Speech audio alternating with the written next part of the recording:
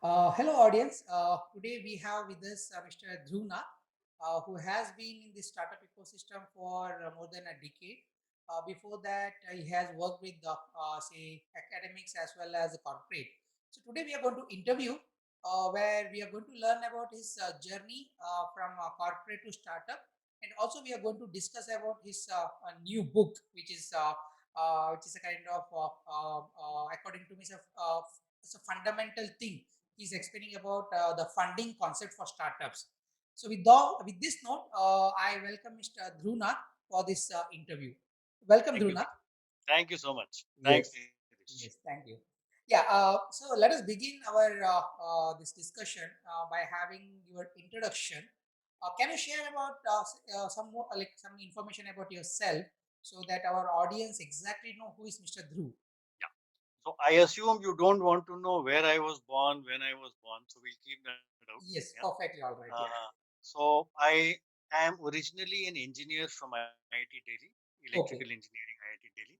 And then I did my PhD in computer science, also Oh, from IIT Delhi. okay. I spent about 20 years with the software, with the IT industry, right? Oh, okay. Specifically NIIT.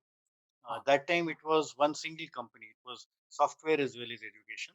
So yes. most of my work there was consulting on, how you can link business strategy, corporate strategy with IT solutions. So Yes. that's what I did for 20 years. Okay. Then at that stage, I said, look, enough is enough. I've chased enough business targets.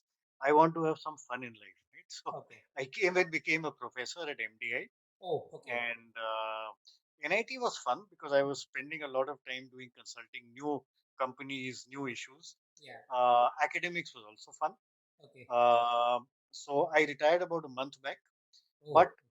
what I have, I think the most fun I've been having is about, like you said, about 8, 9 years ago. Hmm. I started getting into startups, Okay. and it was great fun, a huge amount of learning. Okay. And in the process, I also became an angel investor. Okay. And in fact, I've joined Lead Angels, Ah. so I'm part of their team. And I would say, even though I've retired today, my career is just beginning, right? So, I mean, the fun part, both Okay. of my past careers, the academics and the corporate, were fun, but this one is the most fun, right? Because I Okay. spend time with young people, Yeah. like your audience, Yes. and I find I learn a lot from them, and it keeps me young. Right? Okay. Before the Okay. coronavirus came in, Hmm. I used to spend a lot of time in CCD or Costa Coffee, Okay. sitting with these youngsters, learning from them, having coffee. Oh. That unfortunately is stopped, but the learning is still continuing. Okay. Like you rightly said, I have actually written 4 books. Okay. The latest one is the one you mentioned, which is this Yes. funding your Yeah. startup and other Yes. nightmares. And I'm in the process of writing actually three more are in the pipeline. So, Super. like I Yeah. said, my career has just begun. Okay. So another part of your career, actually, writing part. Yes, yes, That's perfect. yes. Okay. What made you to jump into startup? Actually, like, is there any triggering point in your life, Yeah. or like, just wanted to understand your perspective? So I don't think there is any one trigger, but I'll tell you the kinds of things which happened. See, I was Okay. a professor at MDI, and given the fact that I had a lot of experience in dealing with companies as part of my consulting assignments, my students used to come to me and ask for advice. Okay. Some of my students and some of the alumni from MDI, they would come to me and say, "Look, sir, I have this startup. This is what I'm planning. What are your views?" So they would take my advice. Okay. Now, Okay. what I realized, so I started advising them. I started mentoring them, Mm. and then they also asked me, "Look, sir, we need some funding. Can you put in money?" So I Okay. started putting in money. Right? Oh, okay. What I realized, very very interesting is, see, I have been in the stock market for about, I think, 40, for 35, 40 years now, right? Oh, So I have a lot of experience. I'm not an expert, but I have a lot of experience. okay. Now, let's say I invest uh, money in buying shares of Reliance Industries. Let us say, take an Mm. example, right? I've bought Reliance shares, but that's it. There is no way in hell I can sit across the table with a cup of coffee with Mukesh Ambani and tell him, boss, this is not the way to run your company. Yeah. change direction. This is what you need to do. This is how you need to brand, market, etc. But Yes. with these startups, I realized I was actually involved. So the Okay. investment in startups Hmm. was not a pure financial investment. Yeah. It was actually, it's like running my own company, Hmm. except that I don't have to be on call 24 hours a day, and I can be in maybe 10, 12, 15 companies, right? So Yes. I realized that investing in these companies, small amounts, of course, Hmm. and mentoring them meant a huge amount of involvement, Okay. huge amount of learning, because I saw what these guys were doing, where they went wrong, where they went right. And by the way, that is what led to this book, Oh. because Okay. all the learning that we had Yeah. from all the the founders that we Yes. spent time with, that's gone into the book. So that's Okay. how it started. That's all. Okay. So basically, you started as a kind of advisor or mentor to the startup, actually. That's right. Oh, That's that's right. perfect. Exactly. Can you tell Exactly. us some numbers like till now, like with the decades of experience in like in a startup ecosystem, how many startups you might have mentored or given some advice? Just number, because Yeah. that sometimes very helpful for a person to see. Okay, this person has given so many, he has helped so many people.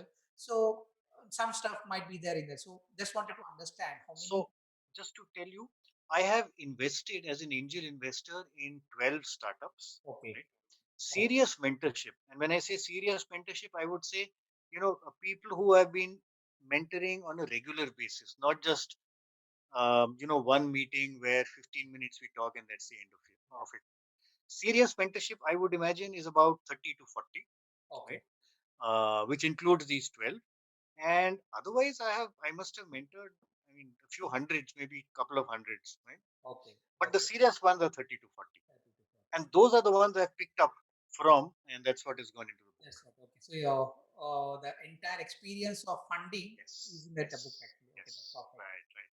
Okay. So generally, it's a kind of in the ecosystem. People say if you want to become an angel investor or seed investors, or if you want to become a VC partner, uh, you should at least invest in 10. If you invest in 10 startup, maybe one or two might get succeed, Yeah, and yeah, others are going to be like you can't imagine what is going to happen.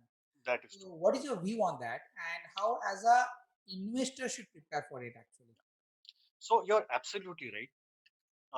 The point is, see, we are what I call early stage investors, right? yes, Which means you're investing in a startup at a time that it is not proven. yes, You don't know what's going to happen, right? The business model may change. It may have to change two times, three times. It may die. At the end of it, it may die, or it may just about stagnate. Right? yes, And you're absolutely right. It's only a small fraction that really, reach those mm, phenomenal success levels. yes, So, uh, as an investor, first of all, I think you have to realize mm, that startups is not a guarantee. yes, Investing in startups is not a guarantee. By the way, angel investors take more risk because they are much more early stage. The VC normally invests at a later stage, at yes, which time the business is a little more stable, mm, a little more predictable. Correct? So, if you look at angel investors and to a lesser extent VCs, firstly, the very, very important thing they have to remember is they have to diversify their portfolio. They okay, cannot say, look, I'm only investing in two startups. Doesn't make sense. mm, Put in small amounts. yeah, For example, at lead angels, we normally put in about 5 lakhs each. Right? So okay, put in 5 lakhs and spread, 5 lakhs here, 5 lakhs there across maybe 6, 7, 8, 10 startups so that your risk is diversified. diversified, That's number one. yes, Number two, given the fact that it's a risky business, never ever put large percentages of your corpus into startup. Never. Right? Unless you happen to be Ratan Tata. yeah, Right? I mean, true, and I suspect most of the guys who are watching this are not Ratan Tata. exactly, Or they are not married to his niece or whatever. Right? So, the most important thing, therefore, is most investors who invest in startups, they usually define a percentage. So yeah, they okay, say, for example, I will not invest more than 5 or at the most 10% mm, of my total corpus in okay, startups. okay, And I once met, in fact, Deep Kalra, I have interviewed in this book. So there's a chapter okay, based on Deep Kalra, mm, and that's the Make My Trip founder.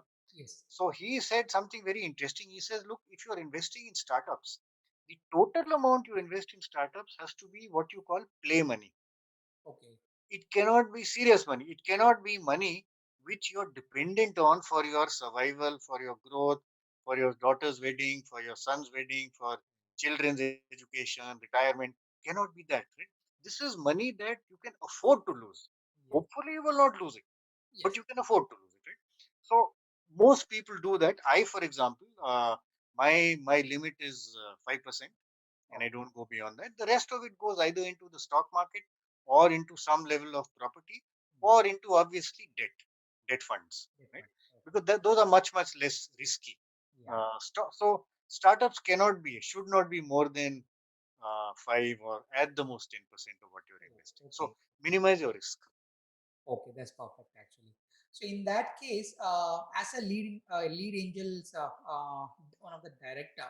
So what is your principle of startup investment, and what kind of portfolio you look? What are the domains you look at when it comes to investing in startups? Okay. So I will, in fact, that's a slightly long answer. So if you look at domains, the domains actually we are neutral, which Okay. means we are willing to look at any domain. It Oh, could be an FMCG product, it could be an e-commerce business, it could be agri-tech, ed-tech, health tech, could be anything, right? Not an issue. However, in general, anything which has a technology component, okay. for example, something which is into agri-tech Mm. or health tech, or and something which has which is based on new technologies. For example, something like machine learning Mm. or augmented reality, virtual reality, or even something to do with blockchain. These are of more interest, except that we don't say no to the other guys either. So in general, we are neutral. However, during this COVID period, Yeah. what has happened is that our investors see, we don't take the decision at Lead Angel. It is the our members who are the investors. They Oh, decide where to invest, where not to. We will only put up okay. options to them, and we will support them. Right? So Okay. the money is coming from the investor, not from Lead Angels. Mm. So investors, as of today, do not want to look at things like anything to do with hospitality, travel, restaurants, Mm. because we don't know. That's very uncertain. We don't know when it will pick up. Right? At Yes. some stage, it will become a huge thing. At Yes. some stage, Something. will that be 6 months down the line, 1 year down the line? We don't really know, right? So Yes. at this stage, they are not. So I think today, what people are very keen on is the segments I mentioned, which is ed tech, which is health tech, and which Yeah. is agri tech, Mm. and anything to do with high technology. High technology. The other question you asked was, how do we what is the process we use, right? Yes. So I'll tell you what we use to evaluate startups. And by Yeah. the way, that brings me to my book. So maybe i'll I'll give you something which is from this book. Perfect. Perfect. Yeah. Yes. um I have, like I told you, have spent about 8 9 years in the startup world, and I've must have mentored some 40 odd Yeah. startups, and I've seen that all of them have very similar questions and concerns. Right? Okay. Also, we have seen that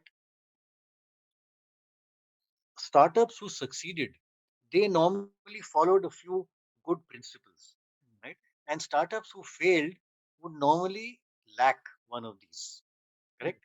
And we found a lot of this was common. Oh, okay. Now, my colleague Sushanto Mitra, Yes. who's the CEO of Lead Angel, the founder and CEO of Lead Angel, Yes. he has even more experience than me. He was, in fact, first uh, the first CEO of Sign, which is the incubator at IIT Bombay, right? Okay. And very Mm. probably one of the best incubator, maybe the best incubator in the country today, right? So we had this combined experience of common mistakes and common good things that people do, right? Okay. So what we did was we said, okay, using that we will create a framework, Okay. and that framework is something which we will now use to analyze startups. That tells you whether the startup is likely to be successful or not, number one. Number two, therefore, that tells you whether it's a good startup to invest in or not. Okay. Correct? So I'll just share that framework with you. Definitely. The framework is what I call, and I hope you can see this, it's called persistent. Persistent. Okay. Right? Okay. And this is the framework we followed right through in the book. Mm. So persistent stands for what? Each letter, right? Starting with P. P, Each letter stands for something that the startup needs to ensure. Right? Oh, So okay. P stands for problem, which Mm. basically means you got to be solving a problem for the customer. Otherwise, he's not interested. Right? You Yes. don't have a business. Yes. E is earnings model. Ah. Right? Uh, Not only should you be solving a problem for him, but also Um, if he has to be willing to pay you for it. A yeah. free customer doesn't help you. Right? Yes.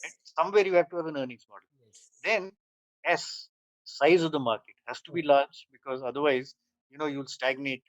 And obviously, no investor wants to invest in a stagnant company. yes. Then is the second last letter, which is N. Yes. Sometimes the market size is huge, Ah. but it is very crowded, lots of competition. Okay. Okay. There, try and identify a subset of that market, Mm. which I call a niche, and that's why the N, Yes. which is not crowded. But obviously, that subset also has to be large enough, Gotcha. right? Yes. Then I come back to R, which is risks. Mm. Obviously, every business has risks, and one of the big risks any business faces is the risk of competition coming in, eating into your market share, Mm. potentially killing you. Correct? Yes. So, a good way to prevent that from happening Mm. is if you have some kind of entry barrier, which means a barrier in your business which prevents the competitor from getting in and killing you, right? And that's the other E in the word persistent, entry barrier. And obviously, the I stands for innovation Okay. because if you have an innovative solution, for example, if you have patents, right, Yes. Yeah. especially if you have international patents, then your entry barrier is far, far greater because your competitor legally cannot copy. Yes. Correct? Then you have the last two, which is T. T stands for team, Mm. starting with the founder. Obviously, very, very important. And the last T is traction, right?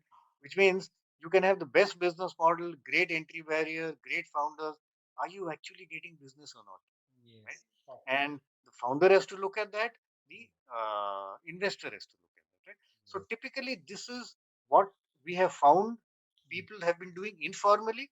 So what we've done is we basically converted it into a formal framework. I Okay. just want to add one more thing. Yeah. Persistent is not only a framework; Ah. it is also an English word, right? Yeah. And that's the message to the founder. You've got to be persistent. You've got to keep on and on at it because you'll have problems. I mean, last 1 year has been a huge problem for so many startups. Why startups? Huge problem for even huge companies, Good. right? Okay. But you got to keep on and on at it. You can't give up. Yes. So that is our persistent framework.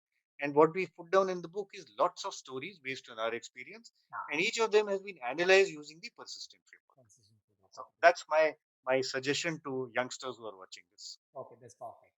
And since you spoke about this COVID time, how your startups performed during COVID time, and suppose if a person, if a startup, say, approached you during COVID time, how you would have helped them in terms of maybe they are facing some issues maybe in terms of market, because that is a Yeah. time the entire business economy was at the lower end actually.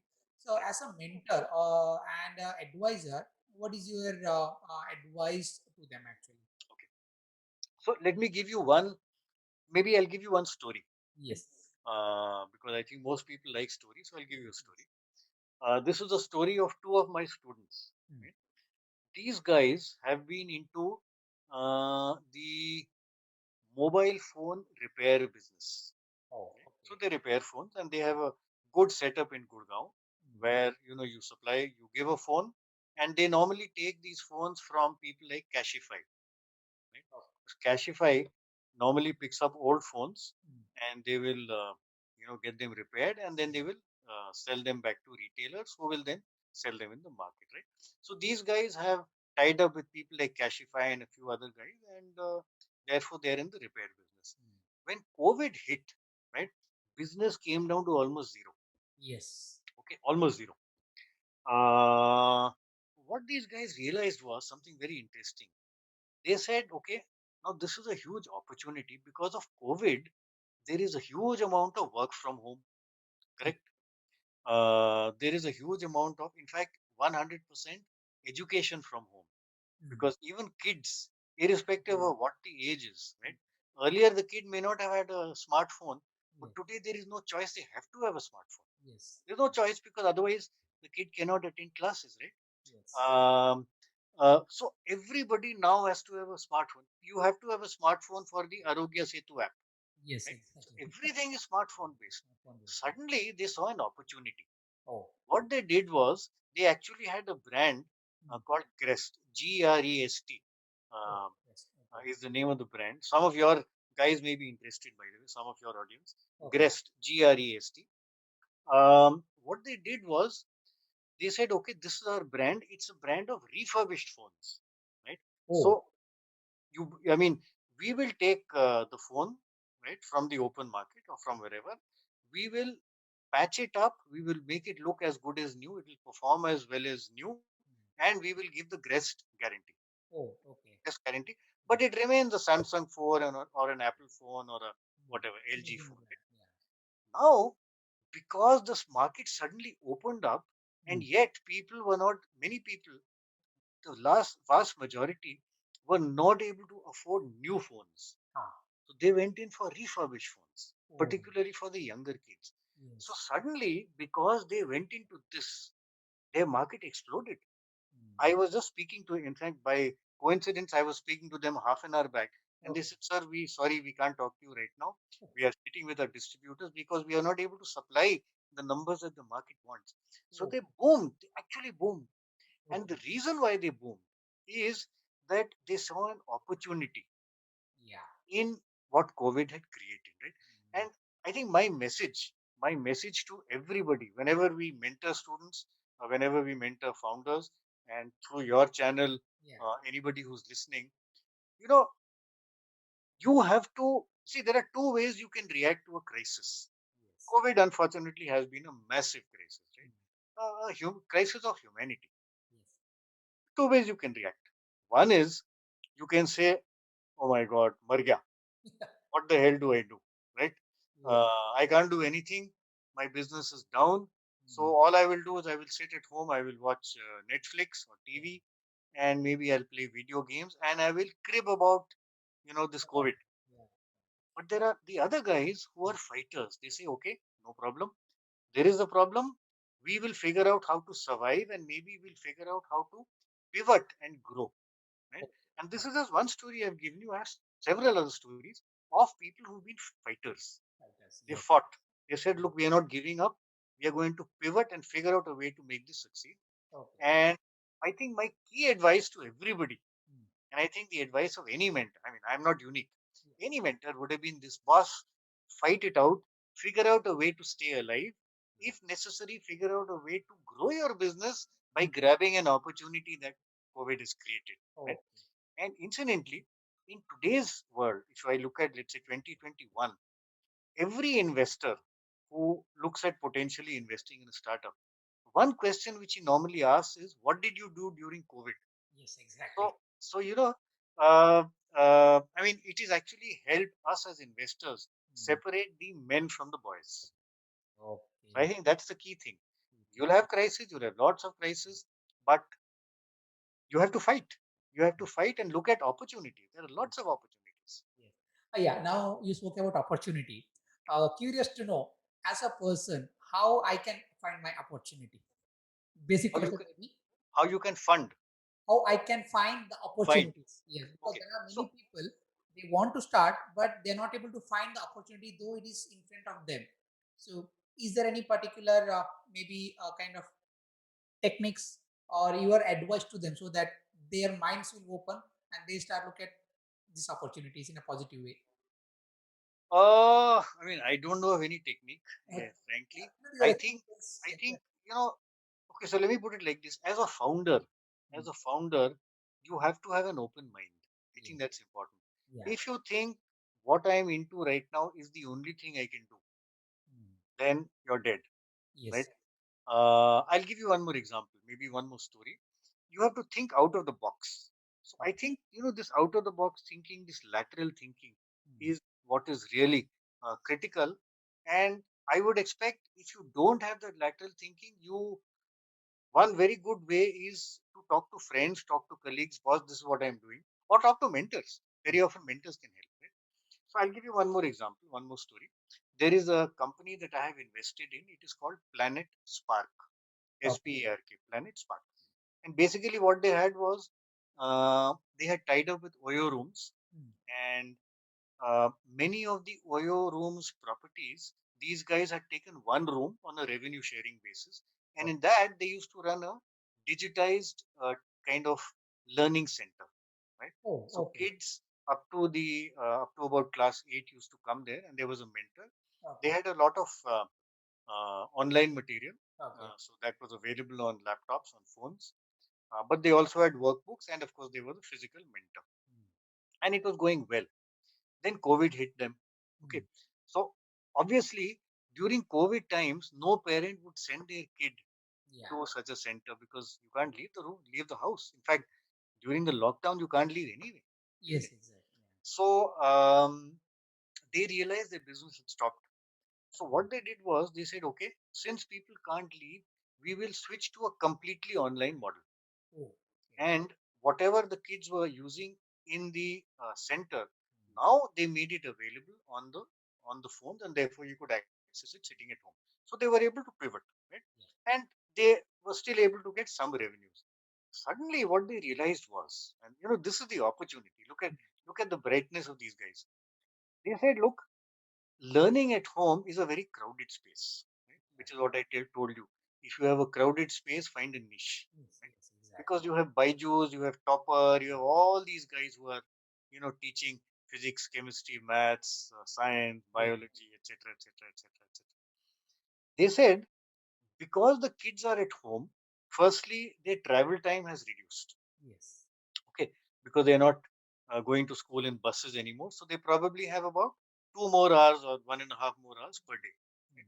Secondly, their playtime has gone down because they don't go out to Yes. play because you can't. There's a virus around it, so Yes. they have much more time. Mm. Therefore, can we add to our curriculum? So Oh, what they said was, look, the one space which is not crowded is extracurricular learning, right? yes. Painting, music, dance, Oh, yoga, okay. right? Yeah. Even something like programming, Mm. robotics, right? So they Okay. said we will offer this.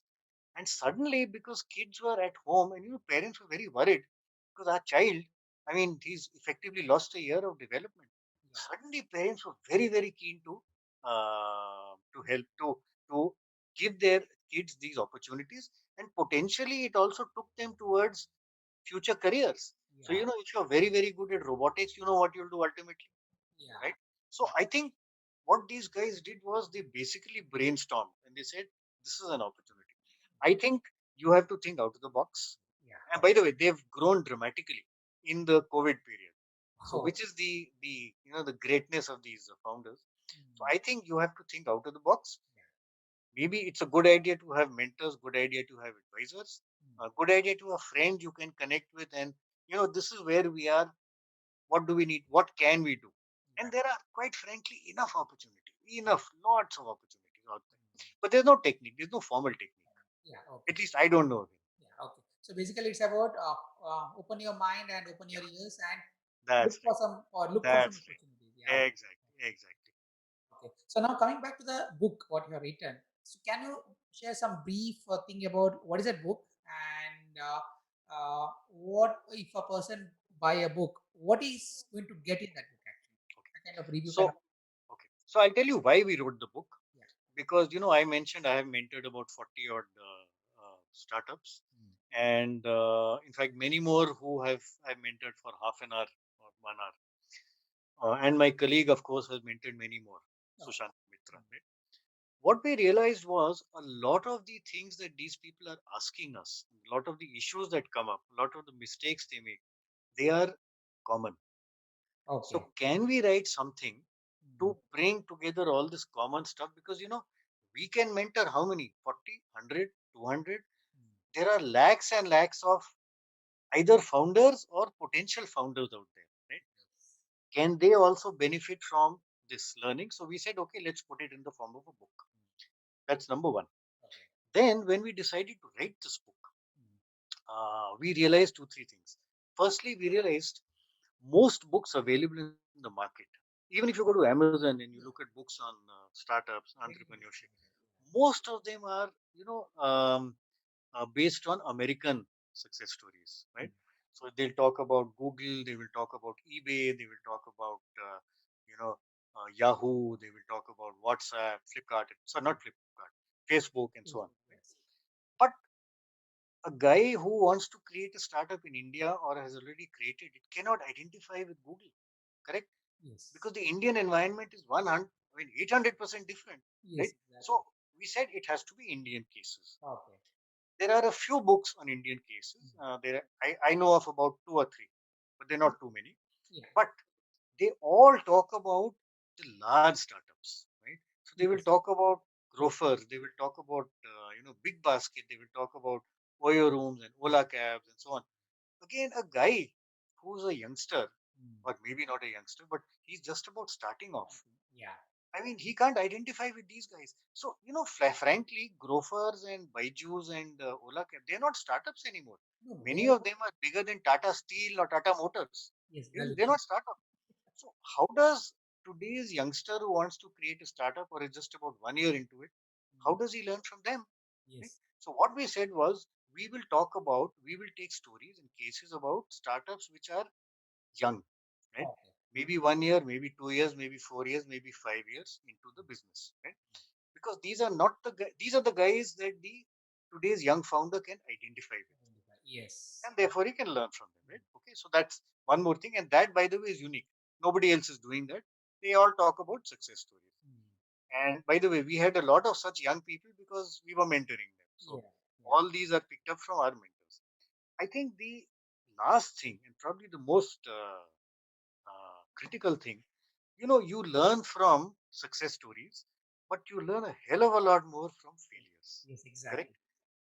In the startup world, Mm. nobody talks about failures. Anywhere, nobody talks about failure. You look at books, TV channels, they Everywhere. all, all this you have on CNBC TV 18, you've got this Youngster. Young Turks, right?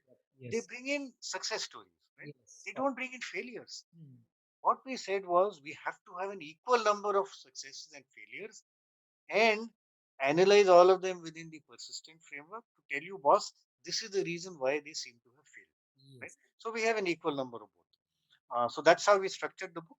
But in addition, we also have interviews with some of these big guys, Mm. like Sanjeev Bikhchandani, the founder of Naukri, Mm. like Yes. Yashish Dahiya, who's the founder of Policy Bazaar, right? Oh, Like this guy. Um, Deepak sorry, Deep Kalra, Gupta. the Yeah. founder of Make My Trip, Yeah. Dinesh Agarwal, the founder of India Mart, which is a listed company. So Yes. we got a mixture. Oh. So interviews with the big guys, so you can learn from their Mm. wisdom, Yeah. and lots and lots of cases about younger startups, both successes and failures. So Mm. it basically covers virtually everything you need. It's not only about funding, by the way. The title is funding, but it's also about how you create a successful startup.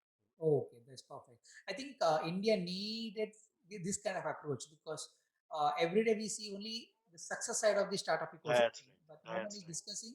No one is That's right. interested in discuss about failure aspects. Absolutely. Hmm. Nidish, sorry, Yeah. just to interrupt for a minute. Yes. There's a statement which we have put down in this book, Okay. which is, I'll take an analogy. Yeah.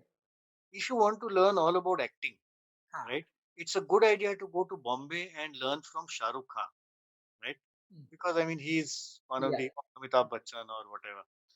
However, it is probably even more important to learn from the guy who came from the fields of Punjab, went to Bombay, tried it out for 2 years, 3 years, did not succeed, went back to Punjab, Yes. right? That nobody talks about. Absolutely. Yes. You can Exactly. never learn about those. That's what we have in this book. Oh, That's one of the key parts of this book. that's really good actually, because I was waiting for this kind of approach because coming from this mentoring background, uh, when startup approach me, they're all always like saying, okay, that startup has do so many as like they are raised so many fund, all those things. Yeah, But they used to compare. Comparing is fine, but look at the other point of view, like other side that's of this ecosystem where 80% or 90% of this startup fail within a year. right. That's right. So That's who is right. going to Exactly. like who is the main problem for this kind of thing? It's our own Absolutely. perception, startups perception basically. That's what I believe. Founders perception towards only this successful stories, not for the failure. Absolutely. Absolutely. Okay, that's perfect. Yeah, suppose if a person wants to start a startup and he doesn't know anything about startup. Now, how do you make his model successful in a market? And according to you, I'll add just another question. How do you call a startup, or how do you define a new age startup? Because you have experience like almost like a decade, and also you have interviewed or you mentored more than hundreds of startups. So, is there any new definition you want to share it with our audience, like how you define a startup? So I would not, I would prefer not to give a definition because Oh, that becomes very academic. But yeah. I would say very simply, let me look at, for example, a kirana shop, Hmm. right?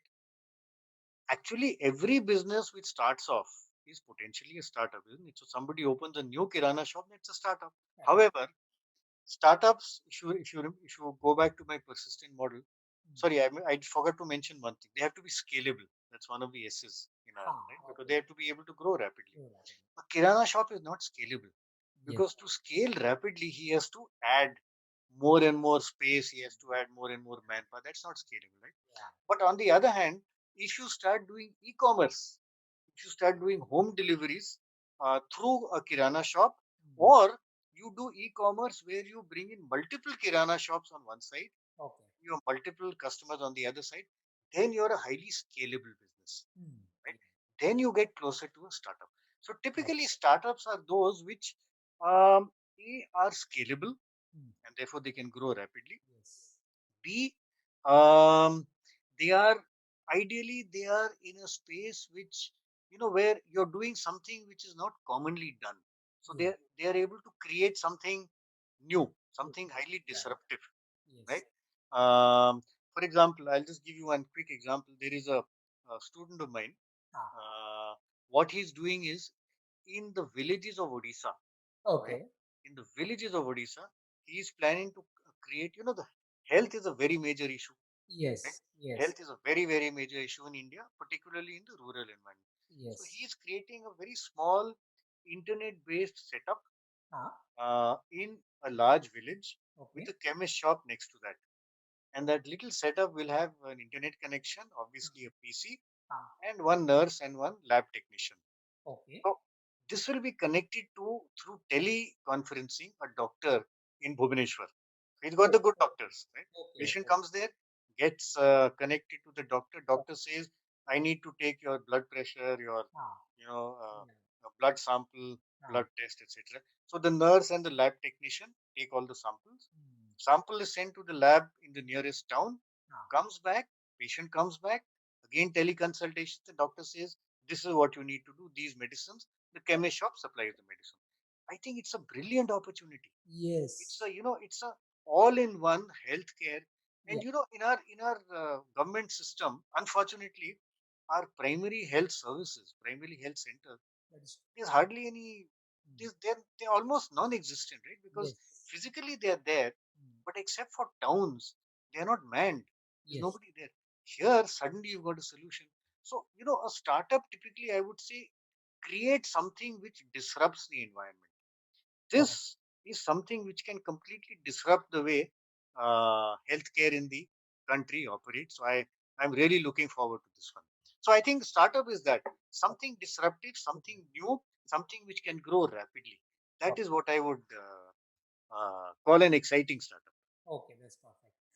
What is your view on the recent trend in calling a startup unicorn startup and the funding model which VCs are following in Indian context? So, what is your Okay, opinion? two comments, two Yes. quick comments, and I Yes. think that's a very, very valid point you've raised, Nitish. Yeah. Firstly, uh, unfortunately, there is far too much uh, media hype Yes. about unicorns, far too much. Right? Yes. You don't have that much hype about our regular companies, right? So the valuation of HDFC Bank or the valuation of Tata Steel or the valuation of Reliance Industries, that doesn't take up so much space. But Yes. Byju's has become valued at more than $10 billion. Why? The one thing which I one message I would like to leave to anybody who's for anybody who's watching this episode is don't focus on valuations, right? Okay. Your focus should be on running and growing the business and making it a successful, Mm. sustainable business, right? Yeah. And if you do that, valuations will come anyway, right? Yes. It's a consequence of your business. Don't focus on valuation, right? Mm. That's number one. Number two, unfortunately today, um, okay, I'll just take you back about 20 years in time.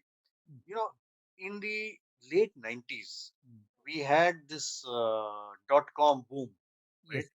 And there, any business, any potential business on the net, and today most businesses will, I mean, many of them will be on the net, Yes. right? Yes. Yes. So at that time, most businesses, they would say, look for eyeballs, right? Mm. Which basically means get people to your site, business will happen, don't worry. Mm. That collapsed, right? That was the dot com bust. So Yes. people realize it has to be a business. You can't only look at people coming to your site, you have to look at revenues. So Mm. then it became revenues and it became growth at any cost. Yeah. Let's grow at any cost, even if it is at a loss, right? Oh. Which is why today you have so many of these big guys, the unicorns, Mm. even today they're making a loss, right? Loss. And Yes. very often the loss is increasing year on year. Yeah. How fortunately people have realized this is not sustainable, Mm. right? So people are growing at a loss, right? But they have to come to a position where they are a market leader, Yeah. and then they have to start becoming profitable, and that is beginning to happen. It's beginning to happen. So Yeah. today, if you look at the investor, and a classic example is SoftBank, Yeah. which invested in WeWork, but WeWork was loss making, and therefore ultimately their IPO failed. Right? Yes. So today, fortunately, things are moving towards something which is more realistic, Mm. and investors are looking at not necessarily profit, but what I would call a path to profitability. Okay. Today, you may be making a loss, right? So you have a burn, and Mm. we use the term cash burn. Cash burn. Yes. In a year, you have made, let's say, 100 crores, but you have spent 100 crores revenue, but you spent 120 crores, so you Okay. burnt up 20 crores. Yes. Can you prove to me, can you show to me the fact that your cash burn is coming down year on year, Yes. maybe quarter on quarter, right? Mm. Because then I know in 1 year, 2 years, somewhere you'll break even. After that, you move to profitability. So Mm. investors are not necessarily looking for profits, but they're looking for a path to profitability. And I think that's a very, very good thing. Yeah. Rakesh Jhunjhunwala, who is the big bull of the Indian stock Mm. market, he made a statement once and it really hit me. He says, how can you say that your profit will be the next round of investment? What happens if the investment stops? Yeah. Suppose VCs don't put in money. Does that mean you die? Yeah. That's not a sustainable business, Mm. So the business has to move towards sustainability. I think that's fortunately what is happening. Okay. Okay. That's perfect actually. Uh, Suppose if a person approach like now this bootstrap model also picking up its ground in the startup ecosystem. What is your advice if a person wants to go for only bootstrap, and suppose if a person comes with like hype kind of a thing in his mind, okay, I'll raise $10 million or $15 million, would you give him a kind of advice on how he can bootstrap his model and then go for funding? So what is your take on this? So first of all, I would say you should take funding only when you really need it Yeah. for two reasons. Number one, in fact, the biggest reason is that you're going to be diluting your equity, right? And the earlier you do it, the less the valuation you will get, and therefore the more the dilution. Really? Correct? Yes. And once you've diluted initially, so let's say you diluted 20, 25, 30%, next time you want to raise money, you'll find it much tougher Mm. because the next investor will say, boss, you have very little stake in the business. Business, yeah. How do I know that you're really interested in running your business, right? So dilution has to be gradual, right? Number one. Okay. Mm. Number two, like I said, funding is not an end in itself. Yeah. Funding is a means to an end. So Yeah. let me take two, three examples. If you're running a B2B business, so Mm. let's say suppose you are running a consulting business, right? Mm. Frankly, if you ask me, a consulting business does not require external funding because Yes. what you need is, if you're running a consulting business, You are the chief consultant as the founder. Maybe you have two or three other co-founders. As you earn revenue, you will pay maybe two, three other salaries, and that's it. And maybe for your office space. So you Mm. don't need funding. And even the marketing, you don't need to spend much because consulting business is basically, well, B2B business is really um, field sales, Yeah. right? Or contact based sales or telephone sales or whatever. Right? You don't need funding. But if you're running a B2C business, Mm. now initially at the time that you're running a pilot, you're trying it out, you're figuring out whether the market accepts it or not, you don't need funding. Yeah. But at some stage, you will need to grow rapidly to scale, Mm. Mm. correct? Because if you don't scale and your competitor scales, potentially he can kill you. That's the stage you need funding, right? Okay. So when you want to go from, okay, I've proved myself, but now I need to grow big, right? In a B2C business, B2C normally means a hell of a lot of cost and effort in marketing and branding, right? So that is going to be something you need to spend on. If you're in, let's say, if you're creating a product, a complex product, if Mm. it's a very simple website, you again don't need funding, right? And Yes. you'll, and by the way, funding can be your own sources, can be your friends and family. Initially, that's the best place to go. Mm. They will also not ask you too many questions. But if Yes. you're creating a complex product Yeah. which requires several people, maybe one man year, well, not one man year, Mm. maybe 1 year of 7, 8 programmers and analysts to create, you may not have those kinds of funds. Mm. For that, you may require funding. Right? Okay. So Okay. I'm saying there is no hard and fast rule, but two things people need to keep in mind. Number one, funding is not an end in itself; it is a means towards an end. Yes. B, funding will actually depend on what kind of business you have and what stage you're at. Right? Okay. But I must also tell you that investors normally, in today's world Ah. especially, will look at some level of proof. Okay. You can't go with an idea or a half-built website and say, "Boss, give me money. I don't Yeah. have money." Yeah. Very unlikely you'll get money Yes. unless you have a breakthrough, really breakthrough Mm. kind of product. So Mm. you will need to show some level of proof Yes. before you go there. Okay. Okay. That's perfect. Yeah. Now I think we have come to almost end of this interview. So would you like to share some advice or your feedback, which you want to share with the ecosystem, so you can? Okay, okay. So I think I'll share a couple of things which Yes. are very very important Yes. for any founder. Yeah. As investors, we have listened to lots of founders, right? Mm. Must have been over 500. Okay. Um, there is one thing we look for, and there is one thing we hate. Okay. Interesting. What we look for, actually, two things. Okay. One is we look for passion. You Yes. have to be passionate about your business because running your own business, creating your own startup, it's not a 9 to 5 job. I Yes. mean, you get a call at 11 o'clock in the night because the customer is angry. The customer is angry, you better take the call, right? Yes. It's If you don't have that kind of passion for your business, you will not be able to persevere. The persistent Yeah. model I spoke about. Yes. At some stage, you'll give up, or you'll say, no, no, no. I will in the evening after 6 o'clock is my relaxation time. I play tennis or whatever. No, boss, it's a lifetime's commitment, Yeah. right? Yeah. So I think passion is one thing we really look for. Okay. Number two, what we look for is know-how about the business you're in. Mm. You cannot be superficial. You cannot say, I will appoint managers. They Mm. understand the business. I am the founder. I am the CEO. No, Yeah. you have to understand the business solidly, right? Yes. Otherwise, you can't run the business. And the And business. frankly, you will not even get respect from your people, Yeah. your team, if you don't understand the business. So Yes. these are two important things for any startup founder. Mm. One negative which we have seen in some cases, and I would strongly advise people to avoid that is nobody likes founders who try and fool the investor. Yeah. Right? You don't know a thing, no problem. We don't expect you to be God. Mm. Be honest. Yes. Be honest. Tell us you don't know. We will help you to learn if it is required. But Yeah. don't try and fool us because we'll catch you. And the moment we catch you, that is the end of your pitch. Mm. Right? So, two positive things, one negative thing which you need to avoid. Okay, that's great. Yeah, with this note, I think I thank you, Mr. Dhrunath, for spending your valuable time and sharing your opinion with our audience. Uh, Thank you. Thank you very much. Thank you so much. Bye, Yeah. Nitin. Thanks so much. Bye bye.